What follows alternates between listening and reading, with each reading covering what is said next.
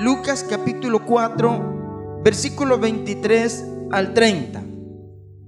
Él les dijo: sin duda me diréis este refrán: médico, cúrate a ti mismo. De tantas cosas que hemos oído que se han hecho en Capernaum, haz también a ti aquí en tu tierra.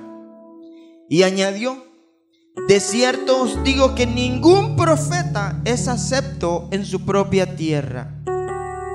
Y en verdad os digo que muchas viudas había en Israel en los días de Elías, cuando el cielo fue cerrado por 3 años y 6 meses, y hubo una gran hambre en toda la tierra.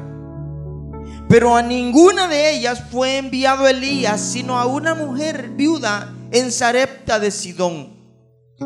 Y muchos leprosos había en Israel en tiempos del profeta Eliseo, pero ninguno de ellos fue limpiado, sino Naamán el sirio. Al oír estas cosas, todos en la sinagoga se llenaron de ira, y levantándose le echaron fuera de la ciudad y le llevaron hasta la cumbre del monte sobre el cual estaba edificada la ciudad de ellos, para despeñarle. Mas él pasó por en medio de ellos y se fue. Padre, te doy gracias en esta mañana, Señor, por la vida de cada uno de los que estamos aquí. Señor, que tu palabra nos exhorte, nos consuele y nos edifique, y que podamos ponerla por obra, Señor, en el nombre de Jesús. Amén y amén. Puede sentarse. El rechazo de Cristo se llama el mensaje que quiero compartir con ustedes. Para poner en contexto lo que leímos, porque lo comenzamos a leer cortado,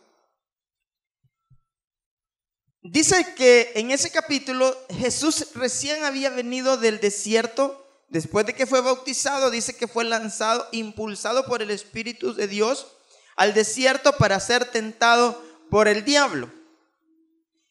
Y ya conoce usted que estuvo allá y 40 días con sus noches y no comió, y el enemigo lo tentaba y lo tentaba y lo tentaba, y él pudo soportar todas las tentaciones que se le presentaron.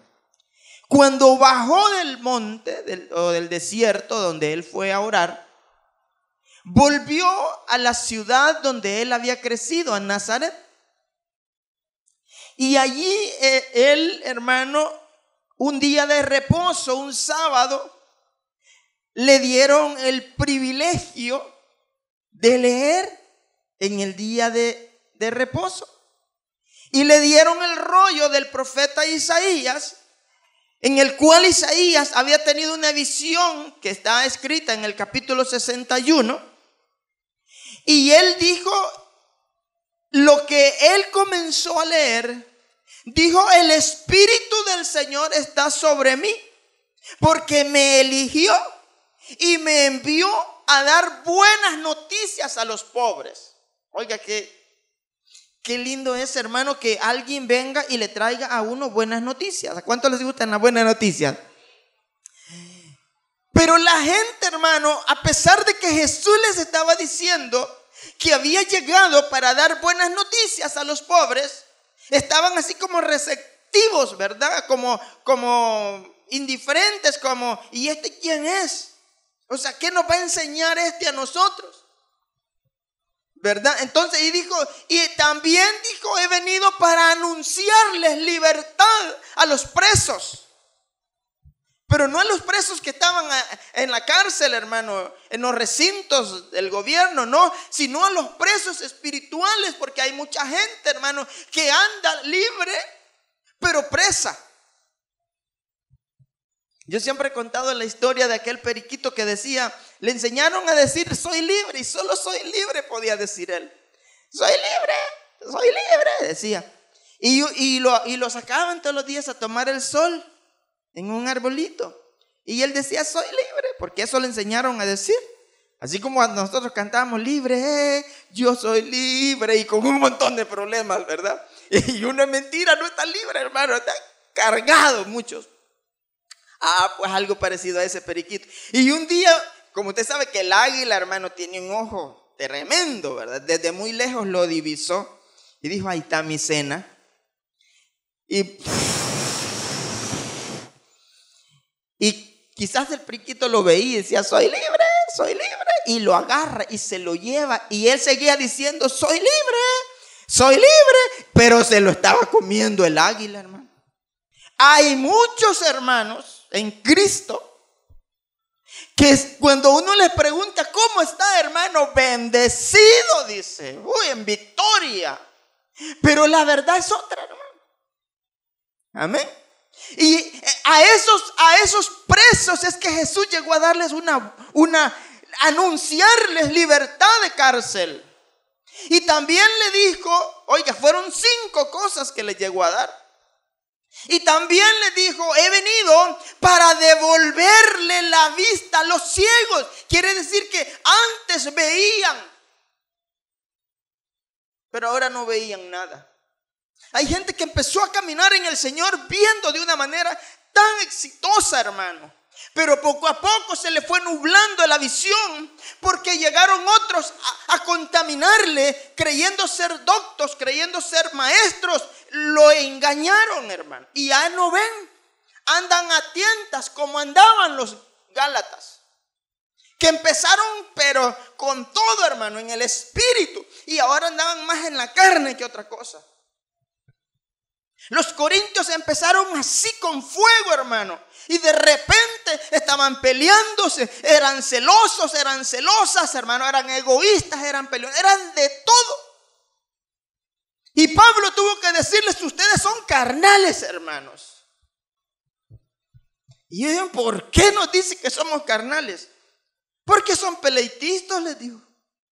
Porque son celosos. Porque hay divisiones entre ustedes. Unos se hablan y otros no se hablan. Eso no viene más que de la carne. Entonces Jesús llegó a anunciar esa libertad a las personas, a devolverle la vista a los ciegos. Y he venido también, le dijo, para rescatar a los que están siendo maltratados. ¿Sabe que a eso nos llamó el Señor a nosotros, hermano?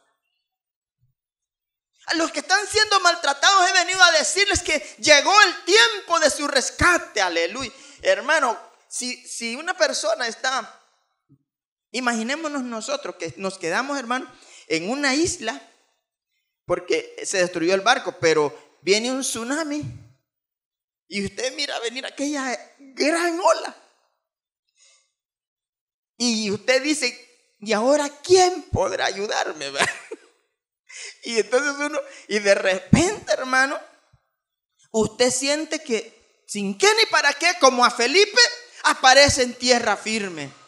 ¿Cómo se sentiría usted después de haber estado allí a punto de perecer, pero ahora ya está en tierra firme? Y dice, ¿qué es lo que pasó aquí? Pues yo quiero decirle que sin nosotros pensarlo, sin ni siquiera imaginárnoslo, eso es exactamente lo que Jesús hizo en nuestras vidas. Estábamos a punto de caer al precipicio y ni siquiera íbamos a caer en tierra firme. Íbamos a caer en un lago de fuego. Y de allí, sin qué ni para qué, Jesús nos rescató. Y he venido, les dijo, para rescatar a los que son maltratados. Y también he venido para anunciarles que este es el tiempo en el que Dios ha decidido salvarnos. Este es el tiempo de salvación para nosotros y para todos aquellos que nos oyen y para todos aquellos que nos ven en el internet. Es el tiempo de salvación. Y entonces la gente que estaba allí, hermano, al oír, él enrolló el libro y se lo dio de nuevo a los ancianos. Y todos se quedaron esperando a ver qué más iba a decir Jesús. Y la gente se quedó maravillada, hermano, de oír las enseñanzas tan agradables de Jesús. Porque cuando uno recibe una enseñanza de un maestro que es agradable, uno no se quiere ir. La gente le decía a Pablo, no te vayas, quédate un tiempo más con nosotros. Había una iglesia que llevaba, hermano, cuadernos, papeles, hojas, lo que fuera, y anotaba todo lo que Pablo les decía. Porque estaban tan sedientos y les encantaba como Pablo les expresaba la palabra. Así estaba esta gente maravillada, hermano, y decía: qué bonito que predica este hombre. Pero otros decían: pero no es Jesús, vos, el hijo de José. Y como tenían a Nazaret por una ciudad, hermano, de gentiles, de gente pecadora, decían: ¿creen ustedes que puede salir algo bueno de allí? ¿Sabe que la gente siempre nos va a menospreciar a nosotros? Conocí a un hombre que decía: yo, para ir a una iglesia de una persona que no ha estudiado, yo con varias maestrías, ¿qué me pueden enseñar? Decía. Y yo le dije: es que no son los hombres lo que le van a enseñar, sino que lo que está en los hombres. Y entonces ellos decían: pero si este es Jesús, el hijo de José y de María, y no sus hermanas ahí están casadas con nosotros, pues. Y Jesús, cuando los oyó, les dijo: yo sé que ustedes me van a decir este dicho entre ustedes: médico, cúrate a ti mismo. ¿Verdad? ¿Se acuerda del ladrón en la cruz que le dijo a Jesús? Si tú eres el Hijo de Dios, ¿por qué no te salvas tú y nos salvas a nosotros? Le dijo. No creía en él. Y así estaban en Nazaret. La gente que lo vio crecer no creía en él. Y dice: no, ¿qué podemos aprender de este? Si este carpintero es el papá. Pero si el papá de Jesús hubiera sido un magnate, hermano, aunque fuera el más topado, como decimos aquí en El Salvador, o por lo menos lo digo yo, todos hubieran dicho que era una excelencia. Pero como lo veían humilde, sencillo, que no tenía ni un lugar donde recostar su cabeza, no le tomaban importancia. Pero a esos que la gente no les tomaba importancia, Jesús les vino a dar una buena noticia. Y les dijo: mira, he venido a anunciarles a los pobres que este es el tiempo que Dios eligió para que sean salvos, para devolverles la vista, para darles libertad, apertura de cárcel, para rescatarlos de los que los están oprimiendo. Y entonces la gente se maravilló de lo que decía, pero solo hasta allí. Hay gente que solo le impacta el mensaje y dice: wow, qué bonito que estuvo el mensaje, esa palabra me llegó a lo más profundo de mi corazón, pero hasta ahí nomás. Se fue tan profundo que no la encuentra después. Se fue lo más profundo de su corazón y ya no la encuentra, hermano. No la puso por obra, solo lo impactó. Es como el sembrador que fue y tiró la semilla, y una cayó en el camino. Y vinieron los aves del cielo y dijeron: ve, aquí hay comida. Puc, puc, puc, puc, puc. Se la comieron. Otra dice que cayó entre el montarral. Y como la hierba era muy alta, la ahogó. Otra cayó entre piedras y no tenía mucha tierra, no profundizó. Nació y se secó. Pero hubo una que cayó en buena tierra. Y esa nació, creció y dio fruto. Entonces, ¿de cuál terreno somos nosotros? De los que solo nos impactamos y decimos: qué bonito ese mensaje, pero ya para el otro domingo ni nos acordamos qué fue. Para mañana o para más tarde. ¿De qué predicó el pastor? Es que yo me acuerdo que habló de la tentación, pero de allí... no, es que yo soy bien olvidado. Se me fue a lo profundo del corazón y no la encuentro. Entonces, hermano, le dijo Jesús: ustedes me van a decir eso, les dijo, que ¿por qué no obro primero en mi vida? Y en verdad les digo, oiga esto, que muchas viudas había en Israel en el tiempo que hubo una gran sequía, que no llovió por 3 años y 6 meses. ¿Se imagina usted que en El Salvador no lloviera 3 años y 6 meses, hermano? ¿Se puede imaginar usted de qué vamos a vivir? Ya no podemos pedirle a ningún país porque están en pobreza también, hermano. Con sus políticas cayeron en la pobreza. Otros están tentando a Dios. ¿Cómo van a recibir bendición los que están tentando a Dios? Para que compartan, hermano. No lo van a hacer. Y le dice el Señor a la gente, muchas viudas habían y había mucha hambre. Pero ¿saben una cosa? A ninguna de esas viudas Dios envió al profeta Elías, sino a una viuda que estaba en Sarepta de Sidón. Porque Dios, hermano, va a obrar en nosotros si nosotros aceptamos sus enseñanzas, si nosotros creemos en su palabra, si nosotros creemos en sus promesas. Dios va a obrar. Si yo no creo, por más que vaya a la iglesia todos los días, por más que pase en ayuno, por más que ore, por más que ofrende, por más que haga lo que haga, pero si no le creo a Dios, Dios no va a obrar en mi vida. La Biblia dice que justo en ese mismo pasaje de las Escrituras, pero en Mateo, dice que el Señor no pudo hacer allí ningún milagro, no pudo hacer milagros allí, porque la gente no creía. Así que si nosotros no creemos que Dios puede cambiar nuestras vidas, que Dios puede cambiar lo que sea en nuestra vida, lo que esté en entorno en mi vida, si yo no lo creo, Dios no lo va a hacer. Aleluya. Dios no lo va a hacer, hermano. Yo necesito creerle. Y esta viuda, hermano, llega Elías. Elías se había ido después de que oró, hermano, para que no lloviera, y le dijo acá, vive Jehová que no lloverá estos próximos 3 años, sino por mi palabra, le dijo. Entonces vino palabra de Jehová y le dijo a Elías, vete de aquí. Dios preveyendo que lo podían matar, vete de aquí. Y se fue Elías a un lugar que se llama Kerit. Ahí hay un arroyo, le dijo, allí tomas agua y yo te voy a mandar a los cuervos. Ya le di órdenes a los cuervos que te den carne y pan todos los días, en la mañana y en la tarde. ¿Sabe que a los que creen, hermano, hasta los más tacaños te van a venir a dejar algo de comer? Hasta los más malos te van a ver, hasta los que no te quieren, hasta los que no te quieren ver, te van a venir a decir, fíjese que yo sentí en mi corazón traerle esta sopita de pata que está aquí, que está bien riquísima, la acabo de ir a comprar. Y tómesela porque no lleva veneno. Porque le creyó a Dios. Elías dijo, me voy. Y sabe que a buena mañana llegaban los cuervos a la cueva. Y yo me imagino esos cuervos que son tan tacaños, hermano. ¿Quién le quita un pedazo de carne a un cuervo? Y llegaban y le dejaban carne de cordero, quizás le llevaban a Elías, y pan en la mañana, y en la tarde Elías otra vez ya van a venir los cuervos y le llevaban la comida. Nunca dudó Elías de que ese animal inmundo iba a usar Dios para alimentarlo.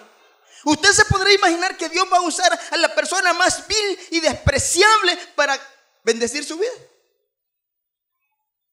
Es imposible pensar, hermano, que una persona que ande en la miseria, en la calle, en el pecado, Dios lo use y le diga, ve y dale esto a mi hermano, a mi hija o a mi hijo. Es del que menos espera uno.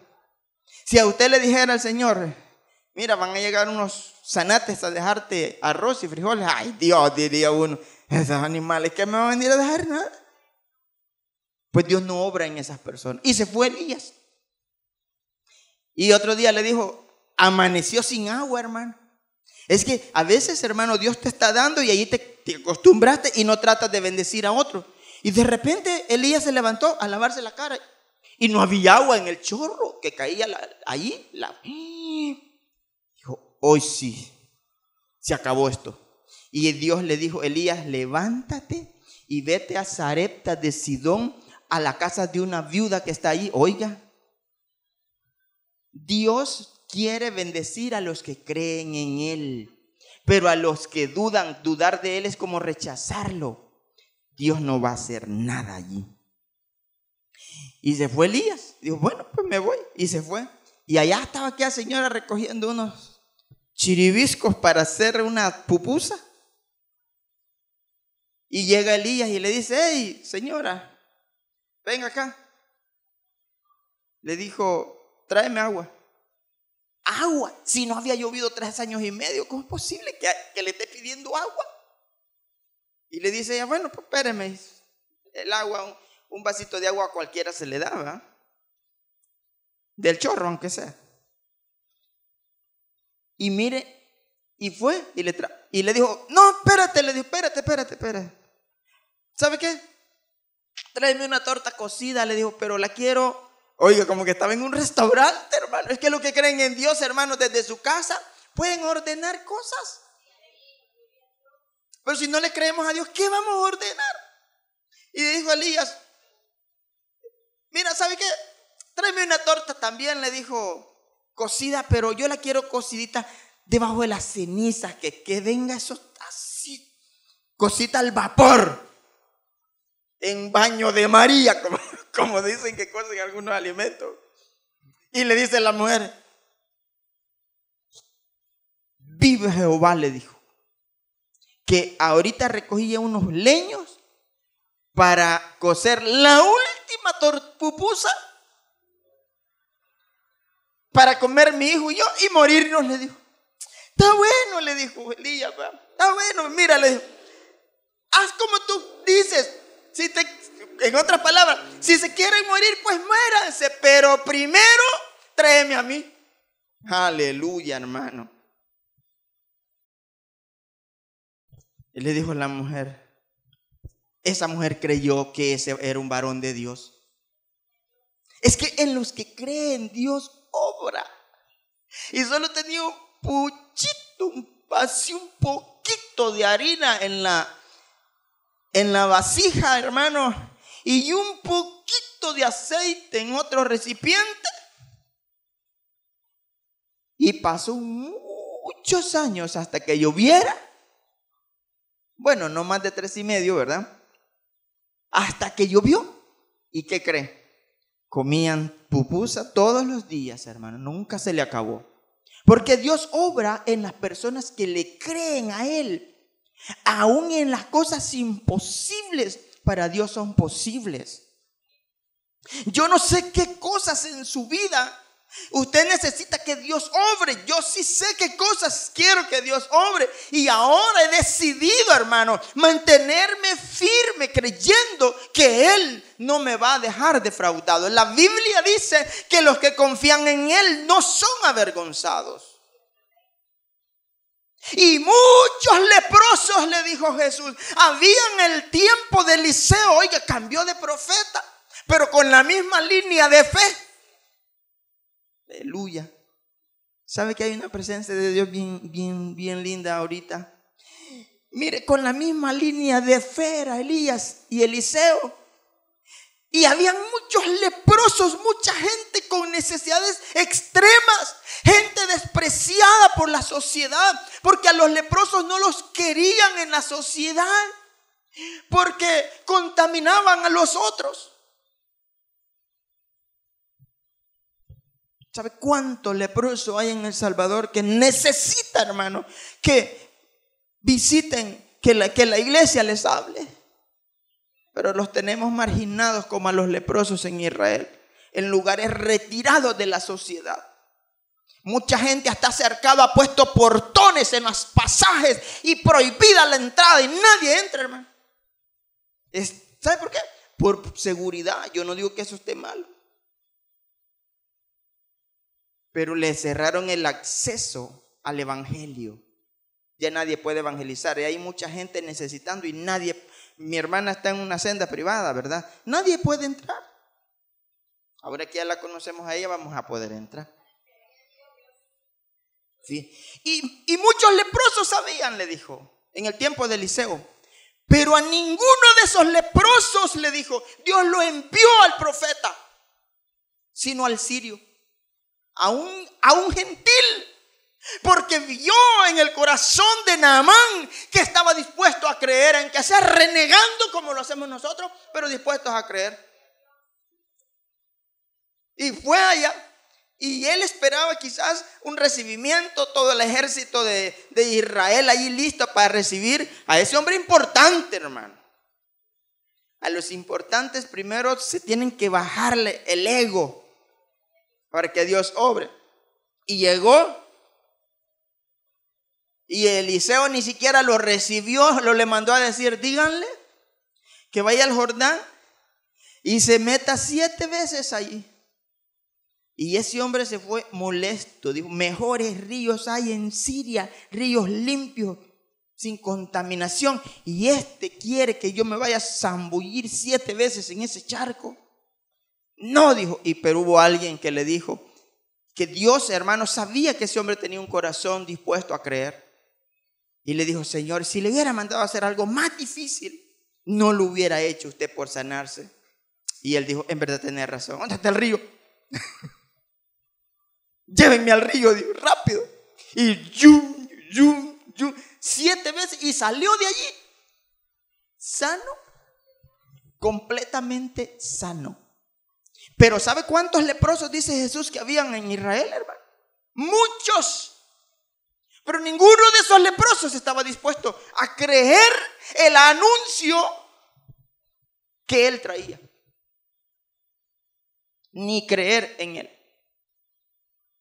¿Cuánto estamos dispuestos a creer nosotros en el Señor hoy? Aleluya, hermano. Tenemos muchas necesidades. Ni siquiera le pregunto a usted, ¿tiene necesidades? Porque lo más seguro es que tenemos necesidades todos, ¿verdad? Pero ¿cuánto estoy dispuesto a creerle a Dios? La Biblia dice en Hebreos que sin fe es imposible agradar a Dios. Las esposas y los esposos sabemos que tener agradado al esposo o a la esposa, hermano, requiere de muchos sacrificios a veces. Porque como hermano, uno dice, somos compatibles nosotros, mi esposo y mi esposa. Y a veces no hay ninguna compatibilidad. El amor los fundió en algo, hermano, que no eran compatibles. Pero ahora que ya se conocieron, hermano, hoy tienen que tratar de agradarse el uno al otro. Hay muchos defectos en la pareja que tenemos todos, pero tenemos que luchar por eso, ¿no? Entonces, hermano, agradar a Dios es un tanto más complejo, porque Dios todo lo ve en nosotros, todo lo sabe. Él conoce todas las áreas de nuestra vida. Él sabe cuáles son nuestras debilidades. Pero Él quiere obrar en nosotros, hermano. Dijo que Él había venido para darnos vida y para que la tuviéramos en abundancia. En abundancia, hermano, no necesariamente quiere decir larga vida, sino que no vivamos en pobreza, en escasez, hermano. Pero necesita Dios trabajar en gentes como Naamán y como esa viuda de Sarepta, de Sidón. Dios está buscando gente así a quien bendecir. Porque las bendiciones están, pero no llegan porque no creemos nosotros. Nosotros debemos de tener una fe. Yo siempre he dicho que nuestra fe deberá de ser algo así como cuando usted viene y se sentó en esa silla, ¿verdad? Que nadie la revisó a ver si estaba quebrada o rota y se pudiese caer. O alguien viene y la inspecciona y dice, voy a ver si me puede esta silla. ¿Verdad que no? Uno llega y ¡bum!, se sienta. ¿Por qué lo hace? Porque confía que esa silla lo detiene. Pues haga así con el Señor. De ahora en adelante te voy a creer más, Señor. Auméntame esa fe, porque yo quiero que tú obres en mí. La Biblia dice que dudar es lo mismo que rechazar y negar a Jesús. Muchas veces por nuestra falta de fe hemos negado a Jesús nosotros. Por eso Él en Nazaret no pudo hacer milagros, muchos milagros, porque la gente no creía en él. Pero quiero terminar diciéndole que él vino a traer buenas noticias a los pobres. Él vino a anunciar libertad a los presos, a devolverle la vista a los ciegos, a rescatar a los que estaban siendo maltratados y anunciarles a todos que este es el tiempo de salvación de Dios. Bien, hermanos, si este mensaje impactó tu vida y hay algo en tu ser que tú quieras que Dios haga, yo quiero decirte que Dios no va a hacer nada en tu vida si tú no decides creerle a Dios. Porque como el mensaje nos decía la palabra, que muchas viudas y muchos leprosos había en Israel en el tiempo de Elías y de Eliseo, y a ninguno de ellos mandó el Señor sino a la viuda de Sarepta y el sirio, a Naamán el sirio. Gente que decide creerle a Dios es la gente en la que Dios obra en la vida de las personas. Así que yo te invito en este día que tú puedas decirle: Señor, entra en mi corazón, sé mi Señor y mi Salvador. Es la única forma en la que yo puedo demostrarle al Señor: yo creo en ti. Así que Dios les bendiga. Los esperamos en el próximo mensaje. Si te impactó, si te gustó, compártelo con tus amigos y dile a otros que es el tiempo que Dios ha elegido para salvación. Que Dios les bendiga.